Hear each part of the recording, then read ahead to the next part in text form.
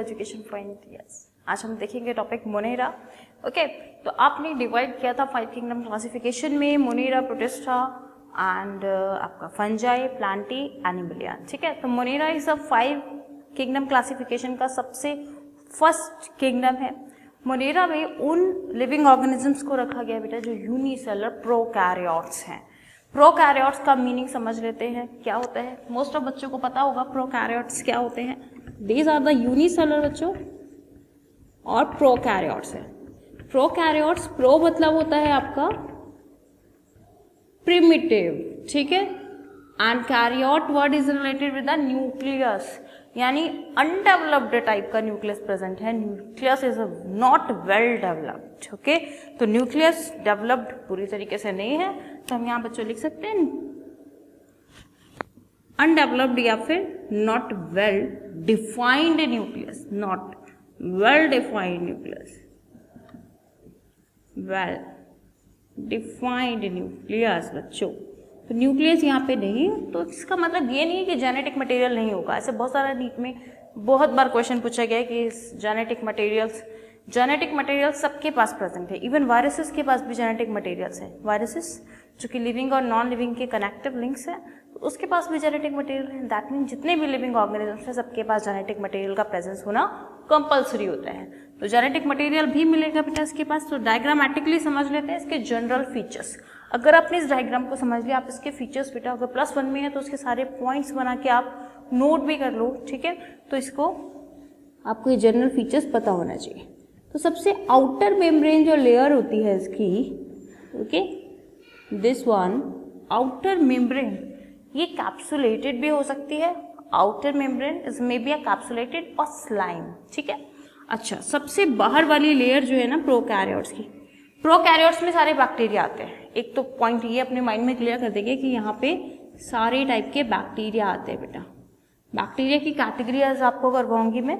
Bacteria के normal category है, 2 में डिवाइड किया गया है, आर्की बैक्टीरिया और यू बैक्टीरिया, ठीक है। आर्की बैक्टीरिया जिनके जो कि हार्श इन्वायरमेंट में रह सकते हैं, किसी भी कंडीशन में मिल जाएंगे आपको, हॉट सल्फर स्प्रिंग में, मार्शी एरिया में, काऊ डंग में, काऊ की इंटेस्टाइन में मिल जाते हैं। तो ये ऐसे बैक्टीरिया हैं जो कि हार्श कंडीशन में मिलते हैं, इट्स कॉल्ड आर्की बैक्टीरिया। दूसरे यू बैक्टीरिया जो कि आपको नॉर्मली इन्वायरमेंट में मिलते हैं, ओके, एक बहुत हाई टेम्परेचर रेंज तक नहीं पहुंच पाते। अगर आप पानी को बॉईल कर ले रहे हो तो सारे बैक्टीरिया किल हो जा रहे हैं, तो वो यू बैक्टीरिया है बच्चों, ठीक है। तो यहाँ पे आपको इसका मेन स्ट्रक्चर पता होने चाहिए। तो मेन स्ट्रक्चर क्या क्या है बेटा, सबसे पहले आउटर मेम्ब्रेन है इसकी, आउटर मेम्ब्रेन, सेल मेम्ब्रेन से भी पहले एक मेम्ब्रेन है जिसको आउटर मेम्ब्रेन बोलोगे, ठीक है। ये आउटर मेम्ब्रेन का एक नाम है glycocalyx. Outer membrane, this one is called a glycocalyx, okay, glycocalyx. तो ये ग्लाइकोकैलिक्स इसमें भी हार्ड हो सकती है, इसमें भी सॉफ्ट और स्लाइमी। अगर ये हार्ड है तो उसको कैप्सूल बोल दोगे बेटा। अगर तो ये हार्ड है इज कॉल्ड अ कैप्सूल, और अगर ये स्लाइमी है, सॉफ्ट एंड स्लाइमी, ठीक है, सॉफ्ट है अगर तो उसको स्लाइम लेयर ही बोल देते हैं, स्लाइम लेयर, ठीक है।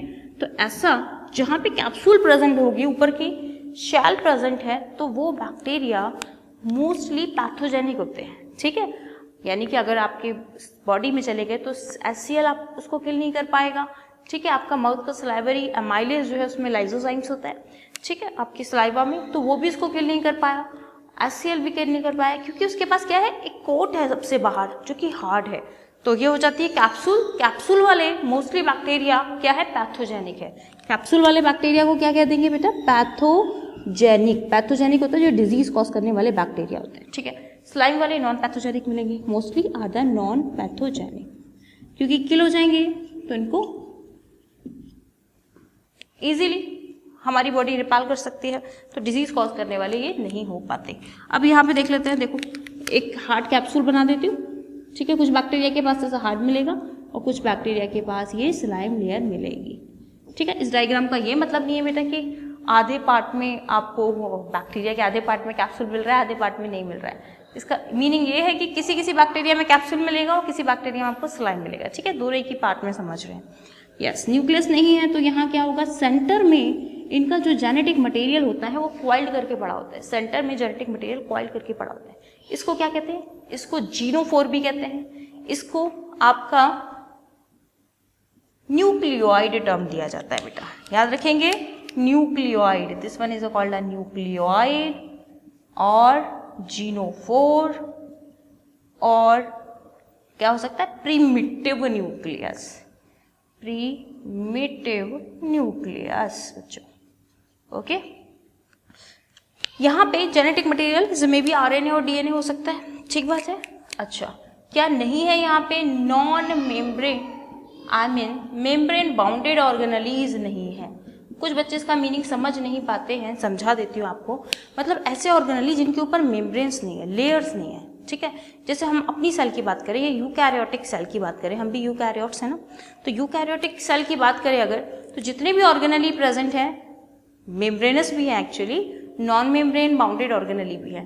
तो जब आप ऑर्गेनेली पढ़ते हो सेल वाले चैप्टर में, तो बेटा क्या देखते हो कि किसी किसी के ऊपर एक लेयर प्रेजेंट है, जैसे गोल्गी एपरेटस, एंडोप्लाज्मिक रेटिकुलम, और किसी के ऊपर 2 लेयर्स प्रेजेंट है, जैसे क्लोरोप्लास्ट, माइटोकॉन्ड्रिया। तो ये मेम्ब्रेनस ही है ना, तो ये मेम्ब्रेन ही है, यस। तो ये जो लेयर्स हैं, this one is called membranes. But हमारे यूकैरियोट्स में राइबोसोम भी होता है, राइबोसोम्स के ऊपर लेयर नहीं होती, ठीक है। कैसे पता चला आपको? देखो, एक मैं मटर का दाना आपको दे रही हूँ, पी दे रही हूँ, उसका सीड कोट आपको उतार दिया मैंने, ठीक है। 2 अंदर से पार्ट निकल आते हैं, क्या उनके ऊपर से आप लेयर हटा सकते हो? और नहीं हटा सकते, ठीक है। तो ये क्या हो जाते हैं? नॉन मेम्ब्रेनस बाउंडेड ऑर्गेनेलीज, ऐसे ऑर्गेनेली जिनके ऊपर मेम्ब्रेन नहीं है। तो उसका एग्जाम्पल राइबोसोम्स है, ठीक है। आगे आप और भी पढ़ेंगे, मीजोसोम्स पढ़ेंगे यहाँ पे। तो सारे के सारे यहाँ पे कैसे हैं? नॉन मेम्ब्रेनस बाउंडेड ऑर्गेनेली है। जबकि हमारी सेल में मेम्ब्रेन बाउंडेड ऑर्गेनेली भी मिलते हैं और नॉन मेम्ब्रेन, जैसे कि आपका पेरोक्सिसोम, छोटे छोटे पार्टिकल्स होते हैं, जैसे राइबोसोम्स हो गया, तो ये भी हमारे बॉडी में मिलते हैं, ठीक है, हमारी बॉडी के सेल में मतलब। अब यहाँ पे आ जाओगे बेटा, क्या क्या मिलेगा? तो यहाँ डायरेक्टली लिख दोगे non membranous bounded organelles are present, non membranous bounded organelles are present, ठीक है। ऑर्गेनेली ही मिलेंगे, बस मेम्ब्रेन वाले कोई भी ऑर्गेनेली नहीं मिलेंगे, ठीक है। चलो, अब यहाँ पे मुझे बताओगी क्या क्या मिलता है बेटा? मीजोसोम्स मिलता है। इसको क्या करना है? सबसे मेन काम मीजोसोम का क्या है? Cellular respiration. बेटा एनर्जी चाहिए, ठीक है। किसको एनर्जी चाहिए? इस बैक्टीरिया को एनर्जी चाहिए। एनर्जी के लिए क्या करते हैं हम? सेलुलर रेस्पिरेशन करते हैं। हर सेल के अंदर ऐसा होता है, लेकिन ये तो खुद ही एक सिंगल सेल है, तो क्या करेगा? इसके पास जितने भी ग्लूकोज आया है उसको या तो ऑक्सीजन के साथ बर्न करेगा, अगर ये एरोबिक बैक्टीरिया है तो, अगर ये एनारोबिक बैक्टीरिया है तो CO2 के साथ, ठीक है। इस ऑक्सीजन को इस ग्लूकोज से हमें एनर्जी चाहिए, तो उसको कहते हैं सेलुलर रेस्पिरेशन। तो सेलुलर रेस्पिरेशन के लिए इसके पास क्या है? मीजोसोम्स। हमारी यूकैरियोटिक की सेल में ये कौन सा काम करता है? माइटोकॉन्ड्रिया। माइटोकॉन्ड्रिया हमारा सेलुलर रेस्पिरेशन के लिए रिस्पॉन्सिबल है, एनर्जी दे रहा है ना, तो मीजोसोम्स। याद रखेंगे, ये क्वेश्चन नीट का बना हुआ क्वेश्चन है बेटा। मीजोसोम्स जो होते हैं आपके is analogous to mitochondria. What is the meaning of analogous? Origin is different but function is same, ठीक है। तो इसका फंक्शन और माइटोकॉन्ड्रिया का फंक्शन सेम है, याद रखेंगे, ठीक है। चलो, अब यहाँ पे आ जाते हैं। नेक्स्ट आपका बन जाएगा क्या होता है इसके अंदर? राइबोसोम्स। राइबोसोम्स हमारी सेल में भी प्रेजेंट है, इसकी सेल में भी प्रेजेंट है, लेकिन यहाँ पे राइबोसोम जो होता है बेटा वो 70S टाइप का होता है। 70S टाइप कैसे बनता है बता देती हूँ आपको मैं। राइबोसोम कैसा मिलेगा? 70S टाइप का मिलेगा। राइबोसोम 70S टाइप का मिलेगा। तो कैसे बनता है? राइबोसोम की एक लार्जर सब यूनिट होती है, एक स्मॉलर सब यूनिट होती है, ओके। तो लार्जर सब यूनिट और स्मॉलर सब यूनिट जब जुड़ते हैं तो 10 और 20 का मार्जिन आ जाता है, ठीक है, यानी कि इसमें से माइनस हो जाते हैं। कैसे होंगे देखो, यहाँ पे हमें 70 बनाना है बेटा, तो ऊपर वाली यूनिट को 50 लिख सकते हैं और नीचे को 30 लिख सकते हैं, स्मॉलर सब यूनिट को, ठीक है। टोटल मिला के 80 होना चाहिए था, बट यहाँ 70 हो रहा है, क्योंकि दोनों जब कंबाइंड हो रहे हैं तो 10 का मार्जिन आ जा रहा है, ठीक है। तो 70S टाइप का राइबोसोम मिलेगा यहाँ पे। राइबोसोम्स जो होते हैं यहाँ पे कैसे होंगे? नॉन मेम्ब्रेनस, सारी नॉन मेम्ब्रेनस बाउंडेड है। राइबोसोम पे बेटा क्या होता है? It is a site for the protein synthesis. यहाँ प्रोटीन सिंथेसिस की जाएगी। It is a site for the protein synthesis, ठीक है। तो हर एक के फंक्शन आपको पता होने चाहिए।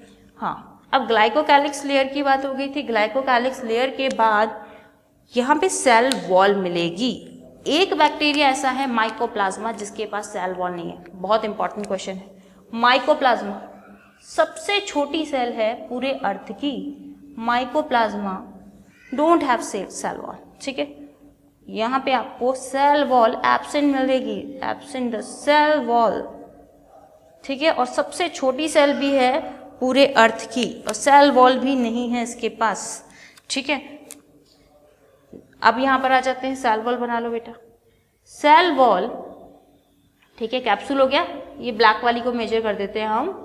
Cell wall, cell wall is made by a different type of compounds. This one is a peptidoglycan. जितने भी, ऐसे याद रखो कि जितने भी बैक्टीरिया है उन सब की सेल वॉल जो है वो पेप्टिडोग्लाइकॉन की बनी है, लेकिन आर्की बैक्टीरिया की नहीं बनी होती। यू बैक्टीरिया, जितने भी यू बैक्टीरिया हैं, देखो इस माइकोप्लाज्मा के पास तो है ही नहीं। माइकोप्लाज्मा भी एक यू बैक्टीरिया है बट इसके पास नहीं है।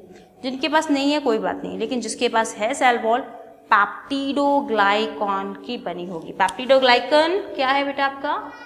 पेप्टिडोग्लाइकॉन। क्वेश्चन पूछा जाता है ये है क्या? Amino sugar unit. This one is the amino sugar unit, यानी अमाइनो एसिड के मॉलिक्यूल्स होंगे। यस, अमाइनो शुगर यूनिट और पॉलीसेकेराइड्स के भी मॉलिक्यूल होंगे। तो ये पॉलीपेप्टाइड बना किससे होता है? Peptidoglycans. Peptidoglycan is made by a NAG and NAM. ये नाग और नाम क्या है? N acetyl glucosamine and N acetyl muramic acid, ठीक है। तो नाग और नाम दो अलग अलग कंपोनेंट हो गए, नाग और नाम। अब क्वेश्चन पूछा जाता है ये हेट्रोपॉलीमर है या होमोपॉलीमर है? तो यस, ऑब्वियसली दो अलग अलग यूनिट से मिलके बन रहा है। दीज आर द हेट्रोपॉलीमर्स, ठीक है। काइटिन, काइटिन का नाम जिन बच्चों ने सुना होगा बता देती हूँ। काइटिन भी एक ऐसे ही अमाइनो एसिड शुगर यूनिट से मिलके बनता है, उसका नाम है आपका नाग ओनली, ठीक है। एन एसिटाइल ग्लूकोसामीन, सिर्फ एन एसिटाइल ग्लूकोसामीन से बनता है, तो वो होमोपॉलीमर बन जाता है। हेट्रोपॉलीमर का मतलब होता है कि अलग अलग मॉलिक्यूल्स लगे हुए, सिर्फ एक मॉलिक्यूल से ही पूरी चेन नहीं बन जा रही है, ठीक है।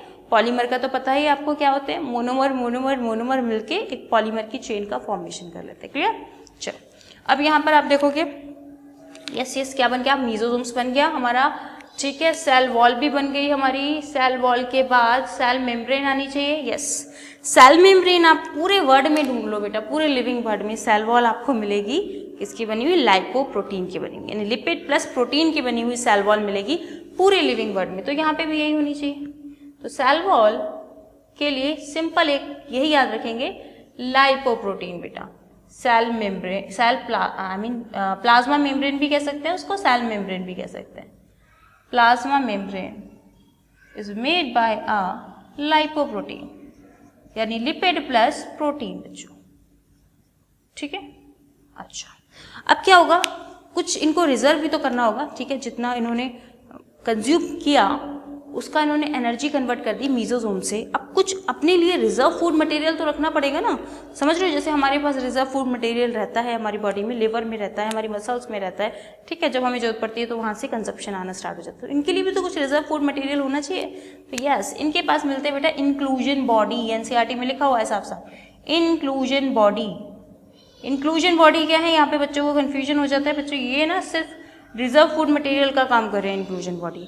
Example of the inclusion body, yes, phosphate के मॉलिक्यूल्स हो सकते हैं आपके, ठीक है। फॉस्फेट ग्रैन्यूल्स लिखा होगा वहाँ पे, साइनोफॉस्फेट ग्रैन्यूल्स, ठीक है। तो ये जो फॉस्फेट के ग्रैन्यूल्स हैं, साइनोफॉस्फेट के ग्रैन्यूल्स हैं, ये सारे रिजर्व फूड मटेरियल का काम कर रहे होते हैं, ठीक है, फूड को रिजर्व करने के लिए। अब यहाँ पे और क्या हो सकता है बेटा? फ्लैजिला मिलेगा, सीलिया मिलेगा, प्लाइज मिलेंगे, ठीक है। फ्लैजिला पे बना देते हैं, यस, फ्लैजिला। फ्लैजिला क्या काम करेगा? फ्लैजिला एक या दो से ज़्यादा प्रेजेंट नहीं हो सकते, सबसे बड़ी बात यह है, फ्लैजिला एक या दो से ज़्यादा प्रेजेंट नहीं हो सकते। फ्लैजिला, ठीक है, फ्लैजिला बताओगे बेटा, ठीक है। फ्लैजिला जो है आपके एक या दो से ज़्यादा प्रेजेंट नहीं हो सकते। सीलिया जबकि कितने हो सकते हैं? सीलिया दो से ज़्यादा ही होंगे हमेशा, 2 मतलब 5 6 7 8 100 कितने भी हो सकते हैं, लेकिन हमेशा 2, 3, 4 से ज़्यादा ही होंगे। यहाँ फ्लैजेला को देख लेते हैं। फ्लैजेला अंदर से अटैच होता है बेटा, फ्लैजेला ना अंदर से अटैच होता है। तो अंदर से अटैच होने का क्या मतलब है, ये कहाँ से अटैच हो रहे हैं, सेल मेम्ब्रेन से अटैच होता है।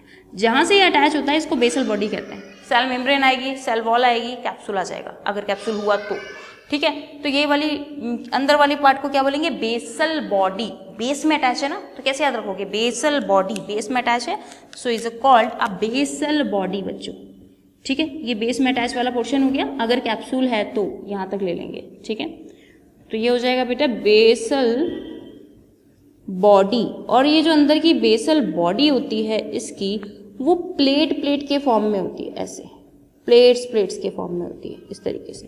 तो एक बार क्वेश्चन पूछा हुआ है कि basal body is a plated, circular plated या फिर लॉन्गिट्यूडनल, तो आपको पता होना चाहिए basal body is a circular plated के फॉर्म में होगी, ठीक है। इसके बाहर क्या होगा, हुक होगा, इसके बाहर ना यहाँ पे हुक लगा होगा। हुक से अटैच होने का मतलब होता है ना, तो यहाँ पर आ जाएगा बेटा बेसल बॉडी के बाद हुक बच्चों। और जितना भी लंबा ये वाला पार्ट बचेगा फिलामेंट। कई बार क्वेश्चन आता है सबसे फ्लैजेला में जो लॉन्गेस्ट पार्ट है वो क्या है, तो फिलामेंट है ना, this one is a filament. तो बेटा आपको ये पता होना चाहिए बच्चों, this one is the filament, ठीक है। तो फिलामेंट 3 पार्ट में डिवाइड हो गया फ्लैजेला।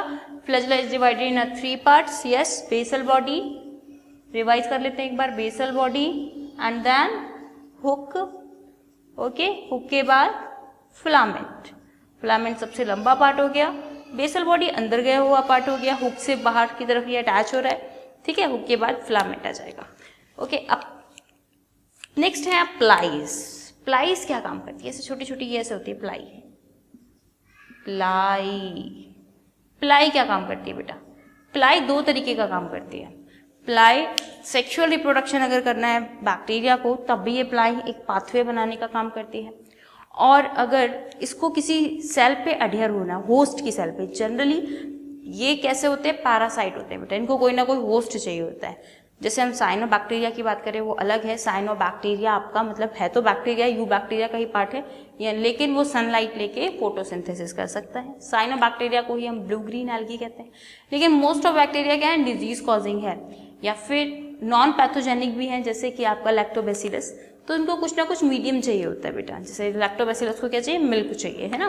तो ऐसे कुछ ना कुछ बैक्टीरिया को मीडियम चाहिए होता है, तो मीडियम इनका क्या बन जाता है, होस्ट बन जाता है। तो होस्ट के ऊपर चिपकने के लिए क्या चाहिए होगा, इनको प्लाइज चाहिए होते हैं, ठीक है। प्लाइज 2 टाइप के होंगे, यहाँ पे मैं समझा देती हूँ व्हाट इज द प्लाइज।